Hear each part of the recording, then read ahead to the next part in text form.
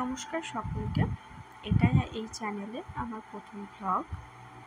আপনারা হয়তো অনেকে বুঝতে পারছেন যে আমি কোথায় যাচ্ছিলাম। ওই যে দূরে দেখা যায় ইসকনের মন্দির। হ্যাঁ, আমি নবদ্বীপ থেকে মায়াপুরের উদ্দেশ্যে যাচ্ছিলাম গঙ্গার ওপর দিয়ে। আমরা লঞ্চে ছিলাম, আর অপর পাশে আপনারা দেখতে পাবেন নৌকার মধ্যে দিয়েও অনেকে যাতায়াত করছে।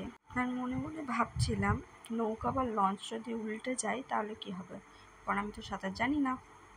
সেই সব ভাবতে ভাবতে এগিয়ে চলেছি।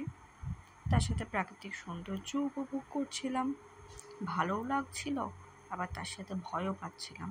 আর তার মধ্যে আমি আবার লঞ্চের একেবারে সাইডের সিটে বসেছিলাম। সব থেকে আগে আমি গঙ্গা যমুনার সঙ্গম স্থলটা দেখব, সেটার জন্য। তার ওপর তো মায়ের তো চিৎকার আছেই, কারণ আমি যেহেতু সাঁতার জানি না, মা তো চিৎকার করছিল।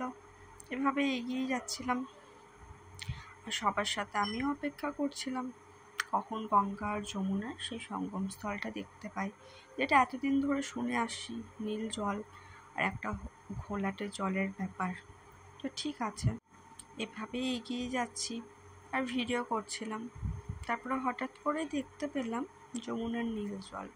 তখনই বুঝলাম যে সঙ্গম স্থলটা হয়তো একেবারে কাছেই। তো এভাবে আস্তে আস্তে সঙ্গম স্থলে এসে উপস্থিত হলাম, দেখলাম সেটা, অপেক্ষার অবসান হলো।